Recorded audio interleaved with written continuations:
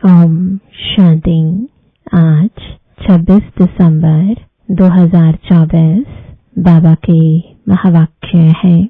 मीठे बच्चे, तुम अभी पढ़ाई पढ़ रहे हो। यह पढ़ाई है पतित से पावन बनने की। तुम्हें यह पढ़ना और पढ़ाना है। प्रश्न है, दुनिया में कौन सा ज्ञान होते हुए भी अज्ञान अंधियारा है? उत्तर है, माया का ज्ञान, जिससे विनाश होता है, मून तक जाते हैं।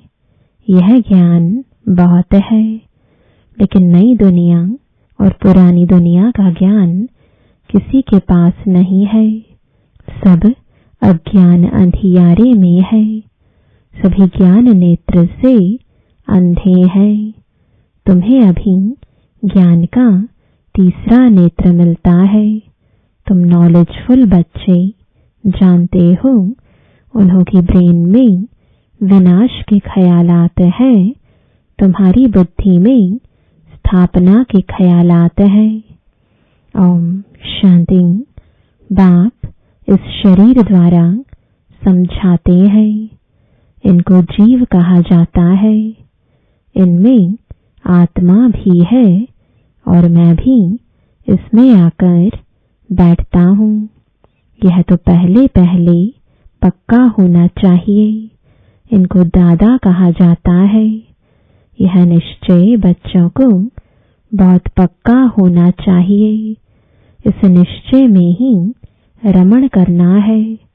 बरोबर बाबा ने जिसमें पधरामणी की है, वह बाप खुद कहते हैं, मैं इनके बहुत जन्मों के अंत में आता हूँ। बच्चों को समझाया गया है, यह है सर्वशास्त्र शिरोमणि गीता का ज्ञान। श्रीमत अर्थात श्रेष्ठ मत। श्रेष्ठ ते श्रेष्ठ मत है एक भगवान की, जिसकी ही श्रेष्ठ मत से तुम देवता बनते हो।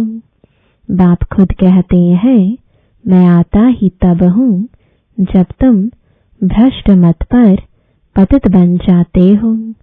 मनुष्य से देवता बनने का अर्थ भी समझना है। विकारी मनुष्य से निर्विकारी देवता बनाने बाप आते हैं। सतयुग में मनुष्य ही रहते हैं, परंतु दैवी गुण वाले। अभी कलयुग में है सभी आसुरी गुण वाले। है सारी मनुष्य सृष्टि, परंतु यह है ईश्वरीय बुद्धि और वह है आसुरी बुद्धि। यहाँ है ज्ञान, वहाँ है भक्ति। ज्ञान और भक्ति अलग अलग है। भक्ति के पुस्तक कितने ढेर के ढेर हैं। ज्ञान का पुस्तक एक है। एक ज्ञान सागर की पुस्तक एक ही होना चाहिए। जो भी धर्म स्थापन करते हैं, उनका पुस्तक भी एक ही होता है, जिसको रिलीजियस बुक कहा जाता है। पहली पहली रिलीजियस बुक है गीता।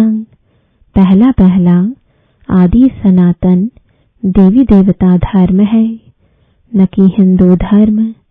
मनुष्य समझते हैं गीता से हिंदू धर्म स्थापन हुआ।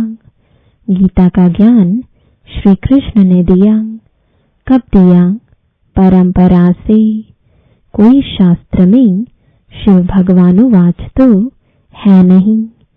तुम अभी समझते हो, इस गीता ज्ञान द्वारा ही मनुष्य से देवता बने हैं। जो बाप अभी हमें दे रहे हैं, इसको ही भारत का प्राचीन राजयोग कहा जाता है। इस गीता में ही काम महाशत्रु लिखा हुआ है। इस शत्रु ने ही तुम्हें हार खिलाई है। बाप इस पर ही जीत पहनाकर जगत जीत विश्व का मालिक बनाते हैं। बेहद का बाप बैठ इन द्वारा तुमको पढ़ाते हैं। वह है सभी आत्माओं का बाप। यह फिर है सभी मनुष्य आत्माओं का बेहद का बाप। नाम ही है प्रजापिता ब्रह्मा। तुम किससे पूछ सकते हो कि ब्रह्मा के बाप का नाम क्या है? तो मूंझ पड़ेंगे। ब्रह्मा, विष्णु, शंकर, इन तीनों का बाप कोई होगा ना। ब्रह्मा, विष्णु, शंकर सूक्ष्म वतन में देवताएं हैं। उनके ऊपर है शिव। बच्चे जानते हैं शिव बाबा के। जो बच्चे आत्माएं हैं उन्होंने शरीर धारण किया है। वह तो सदैव निराकार परमपिता परमात्मा है। आत्मा ही शरीर द्वारा कहती है परमपिता। कितनी सहज बात है। इनको कहा जाता है अल्फ और बे की पढ़ाई। कौन पढ़ाते हैं? गीता का ज्ञान किसने सुनाया? श्री कृष्ण को तो भगवान कहा नहीं जाता। वह तो देहधारी है, ताजधारी है। शिव तो है निराकार। उन पर तो कोई ताज आदि है नहीं। वही ज्ञान का सागर है। बाप ही बीज रूप चैतन्य है। तुम भी चैतन्य हो। सभी झाड़ों के आदि मध्य अंत को तुम जानते हो। भल तुम माली नहीं हो, परंतु समझ सकते हो कि बीज कैसे डालते हैं, उनसे झाड़ कैसे निकलता है। वह है जड़, यह है चैतन्य। आत्मा को चैतन्य कहा जाता है। तुम्हारी आत्मा में ही ज्ञान है और किसी आत्मा में ज्ञान हो नहीं सकता। तो बाप चैतन्य मनुष्य सृष्टि का बीज रूप है। यह चैतन्य क्रिएशन है। वह सभी है जड़ बीज। ऐसे नहीं कि जड़ बीज में कोई ज्ञान है। यह तो है चैतन्य बीज रूप। उनमें सारे सृष्टि की नॉलेज है। झाड़ की उत्पत्ति, पालना, विनाश का सारा ज्ञान उनमें है। फिर नया झाड़ कैसे खड़ा होता है, वह है गुप्त। तुमको ज्ञान भी गुप्त मिलता है। बाप भी गुप्त आए हैं। तुम जानते हो यह कलम लग रहा है। अभी तो सभी पतित बन गए हैं। अच्छा, बीज से पहला पहला पत्ता निकला, वह कौन था? सतयुग का पहला पत्ता तो श्री कृष्ण को ही कहेंगे, लक्ष्मी नारायण को नहीं कहेंगे। नया पत्ता छोटा होता है, पीछे बड़ा होता है। तो इस बीज की कितनी महिमा है। यह तो चैतन्य है ना। भल दूसरे भी निकलते हैं। धीरे धीरे उन्हों की महिमा कम होती जाती है। अभी तुम देवता बनते हो। तो मूल बात है हमको दैवी गुण धारण करने हैं। इन जैसा बनना है। चित्र भी है। यह चित्र ना होते तो बुद्धि में ज्ञान कैसे आता। यह चित्र बहुत काम में आते हैं। भक्ति मार्ग में इन चित्रों की पूजा होती है और ज्ञान मार्ग में तुमको इन्हों से ज्ञान मिलता है कि इन जैसा बनना है।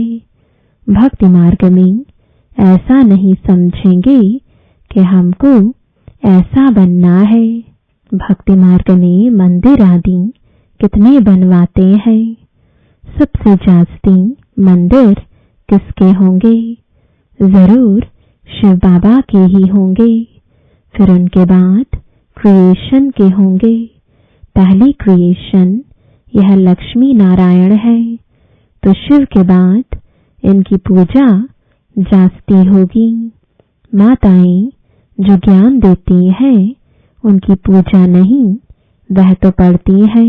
तुम्हारी पूजा अभी नहीं होती है क्योंकि तुम अभी पढ़ रहे हो। जब तुम पढ़कर अनपढ़ बनेंगे फिर पूजा होगी। अभी तुम देवी देवता बनते हो। सतयुग में बाप थोड़े ही पढ़ाने जाएगा, वहां ऐसी पढ़ाई थोड़े ही होगी। यह पढ़ाई पतितों को पावन बनाने की है। तुम जानते हो हमको जो ऐसा बनाते हैं उनकी पूजा होगी, फिर हमारी भी पूजा नंबरवार होगी। फिर गिरते गिरते 5 तत्वों की भी पूजा करने लग पड़ते हैं। 5 तत्वों की पूजा माना पतित शरीर की पूजा। यह बुद्धि में ज्ञान है कि लक्ष्मी नारायण का सारी सृष्टि पर राज्य था। इन देवी देवताओं ने राज्य कैसे और कब पाया यह किसको पता नहीं है। लाखों वर्ष कह देते हैं। लाखों वर्ष की बात तो किसकी बुद्धि में बैठ ना सके, इसलिए कह देते यह परंपरा से चला आता है। अभी तुम जानते हो देवी देवता धर्म वाले और धर्मों में कन्वर्ट हो गए हैं। जो भारत में है वह अपने को हिंदू कह देते हैं क्योंकि पतित होने कारण देवी देवता कहना शोभता नहीं। परंतु मनुष्यों में ज्ञान कहाँ, देवी देवताओं से भी ऊंचा टाइटल अपने पर रखवाते हैं।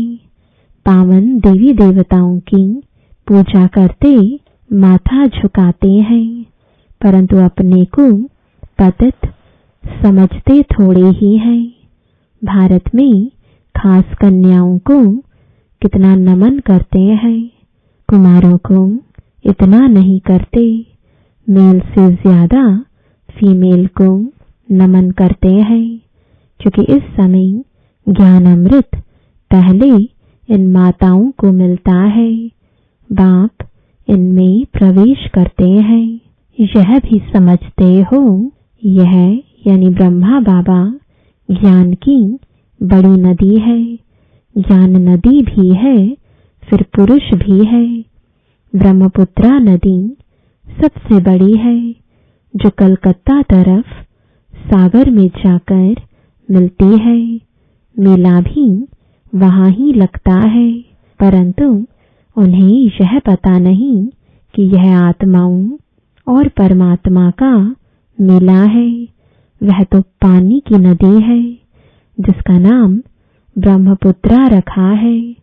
वह तो ब्रह्म को ईश्वर कह देते हैं, इसलिए ब्रह्मपुत्रा को पावन समझते हैं। पतित पावन वास्तव में गंगा को नहीं कहा जाता है। यहाँ सागर और ब्रह्मा नदी का मेल है। बाप कहते हैं यह फीमेल तो नहीं है जिस द्वारा एडॉप्शन होती है। यह बहुत गुह्य समझने की बातें हैं जो फिर प्राय लोप हो जानी है। फिर बाद में मनुष्य इस आधार पर शास्त्र आदि बनाते हैं। पहले हाथ के लिखे हुए शास्त्र थे, बाद में बड़ी बड़ी मोटी किताबें छपवाई हैं। संस्कृत में श्लोक आदि थे नहीं।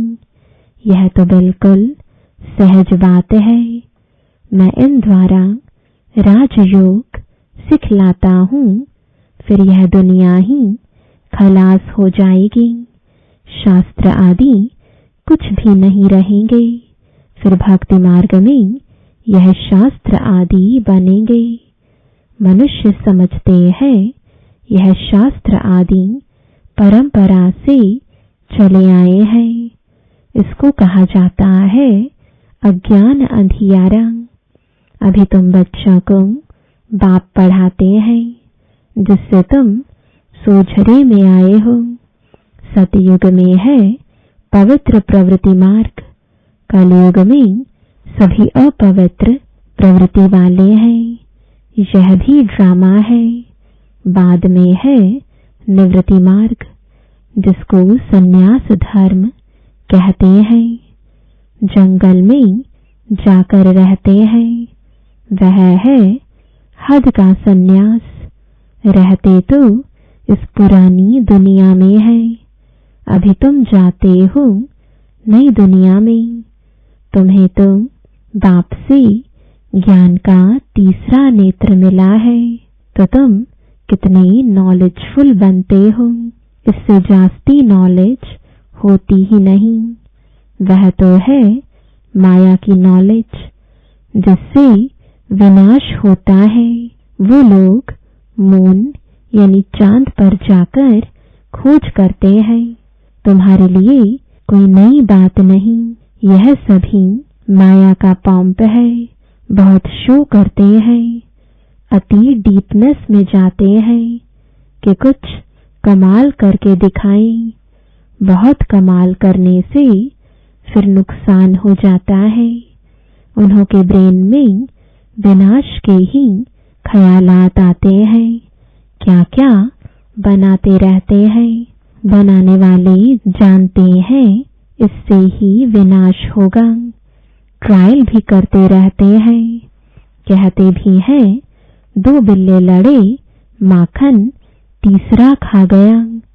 कहानी तो छोटी है, परंतु खेल कितना बड़ा है।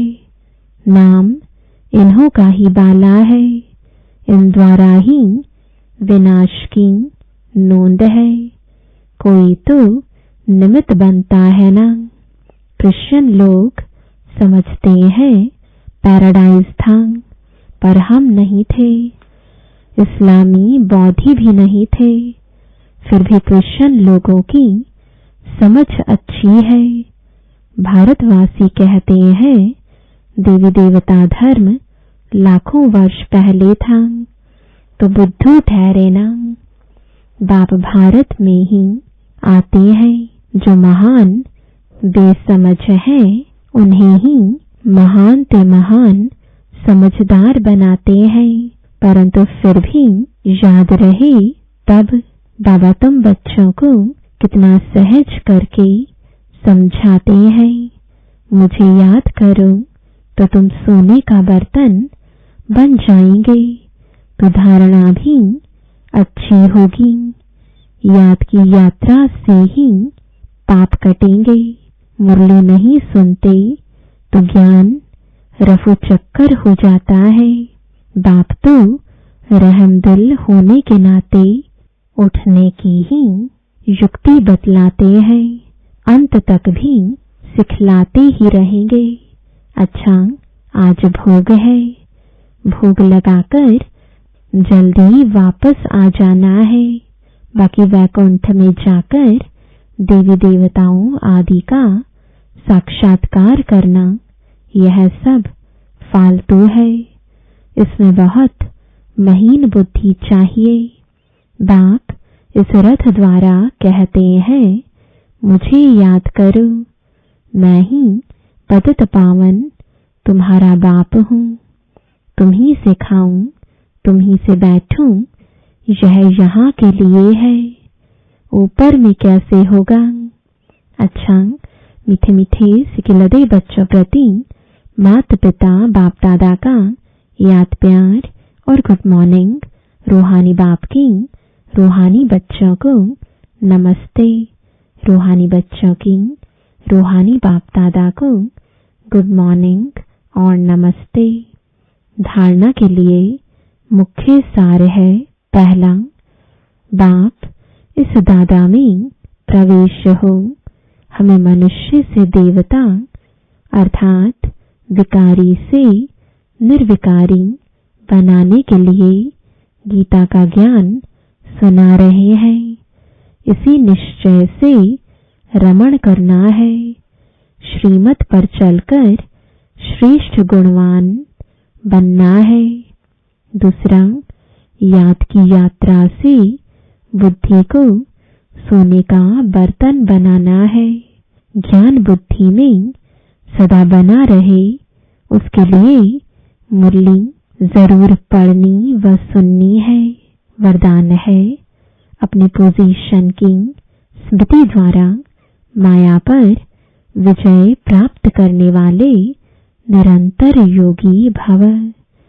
जैसे स्थूल पोजीशन वाले अपनी पोजीशन को कभी भूलते नहीं, ऐसे आपका पोजीशन है मास्टर सर्वशक्तिमान। इसे सदा स्मृति में रखो और रोज अमृत वेले इस स्मृति को इमर्ज करो तो निरंतर योगी बन जाएंगे और सारा दिन उसका सहयोग मिलता रहेगा। फिर मास्टर सर्वशक्तिमान के आगे माया आ नहीं सकती। जब आप अपनी स्मृति की ऊंची स्टेज पर रहेंगे तो माया चींटी को जीतना सहज हो जाएगा। स्लोगन है, आत्मा रूपी पुरुष को श्रेष्ठ बनाने वाले ही सच्चे पुरुषार्थी हैं। ओम शांति।